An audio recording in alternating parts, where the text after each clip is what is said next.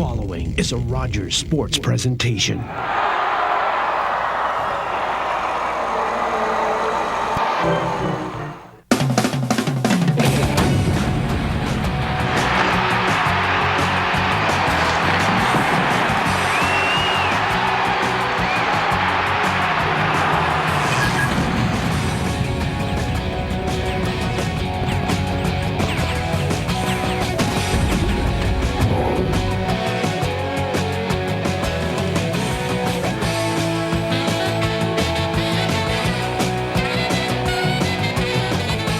Hi again, everybody. Welcome to OHL Primetime. St. Patrick's Day it is. Hope you're having a great one and you're staying away from too much of the green stuff, Mark. This should be a great matchup, actually. The Battalion and the Guelph Storm renewing a rivalry, and this game does mean a lot to the Guelph Storm. Oh, absolutely. The Guelph Storm, they need this game, as you know, as you mentioned. They're 1 point back of the Kitchener Rangers for that fourth playoff spot. And of course, fourth place in this position gets home ice advantage over the Kitchener Rangers. So the Kitchener Rangers are already done for the season. So if they win this game, they are guaranteed home ice advantage for the first round of the playoffs. We've got to wonder, though, if we're watching a very tired Guelph team. This is the third game in 3 days for them. Well, obviously, if they're tired, they're not showing it. They've won both those games, and obviously it's always tough to come in 3 days, 3 nights, but that's life in the OHL. They're used to it. And the fact of the matter is the Guelph Storm are well-conditioned, and they're ready for the playoffs. And certainly Jeff Jackson made mention of that they're ready to go. They want to be strong going into the playoffs, and obviously it starts in the back end, and Andrew Penner's been playing extremely well for them with their goaltender. Brampton Battalion, this is their final regular season game. They will not be going to the playoffs this year, but not a bad season, though, for a fourth-year team. Oh, absolutely. They had a great season, except for the meltdown that they had, the 10-game losing streak just after Christmas there. And certainly they lost a lot of players. They lost 4 regulars in a game against Ottawa. And honestly, the Brampton Battalion have nothing to hang their heads about. They had a great season, and they're not used to the fact that they're not going to the playoffs. They went 2 years in a row. They had moderate success. They wanted to do well this year, but certainly disappointing. But I know Stan Butler is going to architect something big. He's going to come back strong next year. So tonight's starting goaltenders. In net for the Guelph Storm, as we talked about a bit off the top, wearing number 31 is Andrew Penner. But first, let's take a look at the Battalion starting goaltender. That is Brad Topping. He has seen the bulk of the action for the Battalion this year and has been extremely respectable. As you see, he's got a record of 19 wins, 24 losses with 4 ties, an average of 3.45 and a save percentage of over 1,000 at .902. And there you see Andrew Penner, the gentleman we were talking about. A lot of hopes rest on his shoulders for the Guelph Storm when the playoffs come, and that's going to be real soon. He is a men among boys in this league. Camille Krebs moves in to take the draw. Krebs and Lou Dickinson, the former Ice Dog. Gets played back into Guelph territory. Kevin Dahlman picks it up and dumps it to center ice. Gathered up by Eric Schwantz. Schwantz has it at his own blue line. Lengthy absence for Eric Schwantz as well. He was battling the injury bug. Front. Buckley has him cut off at the corner of the net. McClement then bumps with McCormick. Buckley bumps with his man.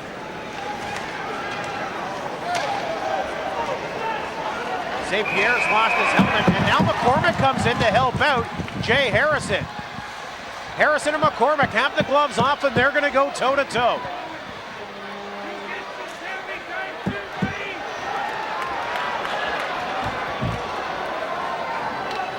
Well, you see Jay Harrison doing the gentlemanly thing and knowing he's lost his helmet, but also Harrison knowing that McCormick never dropped his gloves. So you know what? I'm not going to throw a punch if you don't drop your gloves. Yeah, it just looked like they were just sort of playing with each other, pawing at each other there. It wasn't much of a scrap, but... Again, flashes there to take the puck away and give it up to Adam Henrik. Henrik sidesteps Hennessy. Henrik's got Clayton to the front of the net. There's the shot. Penner with the big glove save. As Clayton let go the feather pass and rifled it right on net. Penner comes up huge to keep it a scoreless tie. Chases him down from behind. Penner plays it around the boards. Savage leads it at the blue line, comes to Flash. Flash beats it to the top of the slot. Clayton can't control it as Henrik got a piece of it. Paille then slams Clayton into the boards, and Henrik follows up with his big hit, and a melee ensues. So as time winds down in the first period, Adam Henrik takes exception to Daniel Paille running Chris Clayton into the sideboards. Now watch Clayton as he's going for it, and he's twisted by Payet, and then Henrik follows up and pushes him into the boards. They separate the bodies, send Henrik off to the box. He'll be joined as well by Andrew Archer of the Storm.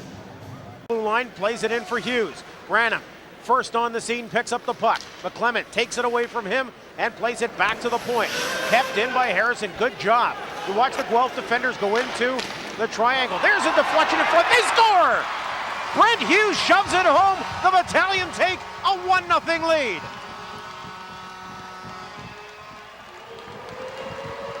All that made possible by Jay Harrison at the blue line, keeping the puck in. He gets the puck and keeps it in. There you see Harrison coming across. He feeds Paul Flash on the far side. One-time shot, and watch Hughes poke at it and stick it home. So the Battalion jump out to a 1-0 lead with just 38 seconds left here in the first period of play. Always a huge goal when you can score in the final 2 minutes of any period. 5-on-3, just can't capitalize. Dahlman from the point with time. Plays it off for Dickinson. Lou Dickinson to the other side. Random shot deflected. Dickinson tips it home. And Guelph has tied the game at 1. Lou Dickinson. Branham let the low hard shot go. Topping got a good piece of it, but the open cage was for Dickinson to poke it home. And you got a sense that it was only a matter of time. The Guelph Storm had tremendous pressure on the Brampton Battalion, and as you see, Branham with the shot just trickles through Topping's legs, and there's Lou Dickinson to clean up the mess. And Branham with a good low hard shot somehow finds its way through Topping, and Topping did all he could on that 5-on-3, but the Guelph Storm just kept coming and coming and coming, and as I said, it was only a matter of time. It looked like we got the sense that the Guelph Storm were going to capitalize there. As you see Lou Dickinson once again cleaning up the mess in front of the net, up as a pro player as a free agent, but certainly some tough decisions to make, and I know Kurt McSwain is huge opportunity as Flash runs over Payet in front of the net. He gets up slowly. Topping was down. Payet tried to drift it over him, and we're going to get a cross-checking call going against Flash, and he just heads off to the bench. Boy, what a beating Daniel Payet's taken today. Daniel Payet in front of the net did everything but score. He was battling hard for that puck, and as you see right there, look at him just dig that puck out, flip it over Topping, but he gets a cross-check for his efforts from Paul Flash. Flash is going to be getting 2 minutes for that, but a great job by Payet, almost flipping it into the top half of that net. Topping kicks that aside with the blocker. Dustin Brown trying to feed it out in front. St. Pierre poked away from him. Picked up by Chason with time. Chason backpedaling. Floats one to the front of the net, and he scores! Now the howitzer from Dahlman can't get by Topping, but the floater from Chason at the blue line gets through a maze of bodies and finds its way to Twine. Well, clearly it looks like Topping could not see that puck. It was knuckling on him. As you see right there, he had no idea where that puck was until it was behind him. Martin St. Pierre finds, as you said, Chason at the point. He flips one towards the net, and as we mentioned, always important to get it on net. Chason just flips it over there, hoping to get a tip. But Topping clearly didn't see where that puck was until it was over his shoulder and in the net. And plays it back off the glass. McMillan has it. Over for Dickinson to the outside. Time expires as Dickinson goes down, and Rosendahl and Flash will come together. And a melee ensues again at the end of a period. This is Paul Flash and Scott Rosendahl. So tempers flare at the end of each of the first and second period.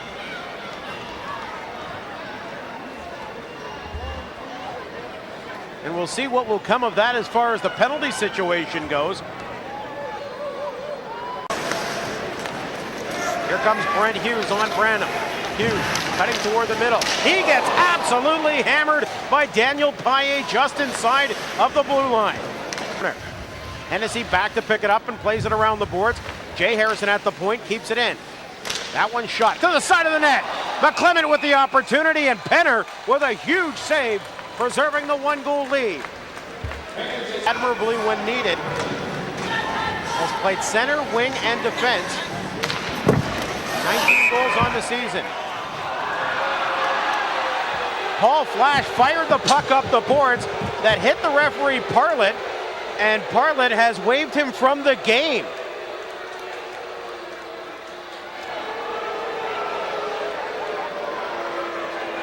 That is a really, really strange call. The only thing I can assume is Bartlett thinks that he may have done it on purpose. But he did nothing other than try to fire the puck off the boards, and it did. It hit the referee. It looked like inadvertently, but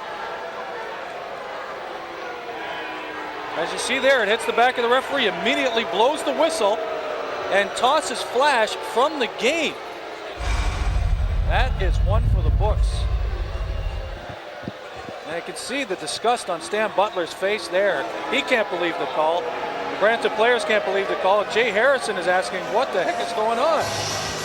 And the only thing I can think of is Well, the only explanation is you think Paul Flash stopped, saw him on the boards, and fired it at him along the boards. And now we're going to get another delay as Chris Rowan steps back into the action.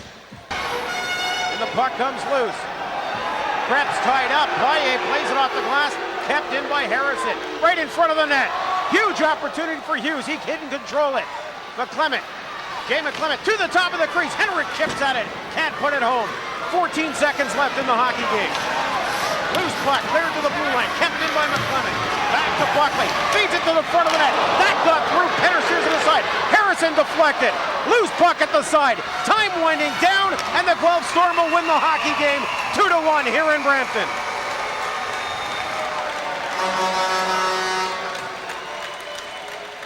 well, a flurry of action in front of the Guelph Storm net. Everybody buzzing, but the Guelph Storm held. They kept their composure. They come away with a huge 2-1 victory here. Full marks to the Guelph Storm. They go on. They get home ice advantage in the playoffs to end the season. They're going to be taking on the Kitchener Rangers. That game will be on Friday at home as the Guelph Storm come away with a huge 2-1 victory. And full marks for the Brampton Battalion. They did not quit right up to the end there. And you see Jeff Jackson going over to congratulate Stan Butler on a season well done. As we mentioned, Jeff Jackson, very respectful of Stan Butler. He's going to miss the Brampton Battalion in this division because he likes coaching against them. He likes playing against the Brampton Battalion. But there go the Brampton Battalion. Their season is over. Is and there what Stan a way Butler? to end it. Stan's talking to the linesman saying, you know, what kind of junk is that really when you're sending one of my best players to the dressing room with 2 minutes to go in the hockey game? But you know what? And you see he's trying to get over to talk to referee Bartlett and get his reason why things would happen. But Bartlett will have none of that. Heads off to the dressing room. The final score from the Brampton Center. 2-1, the Guelph Storm win it over the Battalion, finishing off the Battalion season. We're going to come back with more on OHL Primetime. Mark Heron and Doug Anderson back on Rogers Sports.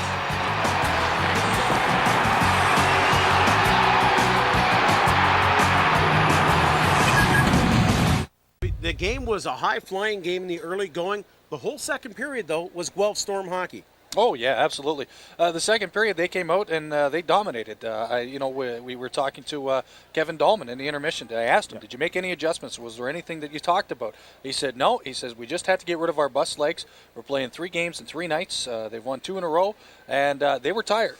He was readily to admit that they were tired, and they came out and they took the play to the Brampton Battalion. It was just simple, hard work, fighting for the loose pucks, gaining access to it, and really trying to put some heat on the Brampton Battalion to see what they could come up with. You know, a big season for the Battalion. They do have a good season. 25 wins in the season is not a bad season with as many rookies and with as many injuries that were through this lineup. A great campaign from the Battalion lineup, and more things to come next year as these kids mature and progress. Well, they're going to mature, they're going to progress, and as you mentioned in the second intermission, this team is really looking to try to revamp the lineup a little bit, but not too much, because they do have a solid nucleus of young talent that's going to be here next year, and maybe the defense, might have to look at it with the fact that Jay Harrison may not be back next year. He, as you mentioned, he may be going to his AHL farm club instead of coming back here. It's just what Toronto Maple Leafs want to do, and certainly, Jay McClement's also another person who may not be coming back next year. Yep, But, and the other one they talk about is Paul Flash, that may be going to the Hamilton Bulldogs, which is the Edmonton Oilers AHL team. So let's take a look at the Western Division standings and see how things finish off on this last day. The Plymouth Whalers, they were the class of the division. Plymouth, always a fun place to go watch a hockey game.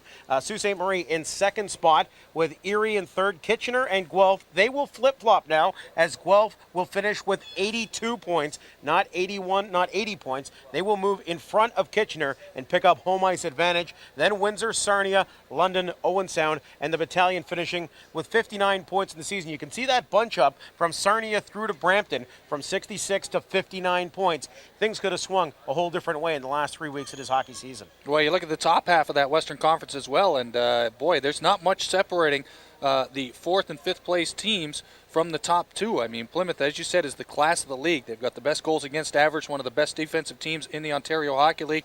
And then you look at Sault Ste. Marie. They've had a terrific year. They turned it around. They were down to 5 or 6 in the Western Conference standings, and they really picked it up in the second half of the year. Erie is always tough, but, Erie, Kitchener, Guelph, I mean, this is going to be an interesting playoff series in the Western Conference. And unfortunately, Brampton Battalion, as you said, they gave it their all. But eventually that losing streak right after Christmas really, really hurt them. Yeah, that's it for Brampton Battalion hockey here on OHL Primetime. Another great season will come to a close. Our thanks to Jake Deere, the executive producer, Mark Tabor, of course, producing the show here for Rogers Sports. And our thanks as well to the Battalion head office for all the help that they've given us, from Scott Abbott and Mike Griffin all the way down through Stan Butler. We thank you very much for joining us on OHL Primetime. We will see you again next season. For Mark Heron, I'm Doug Anderson. Thanks very much. We'll have a great time.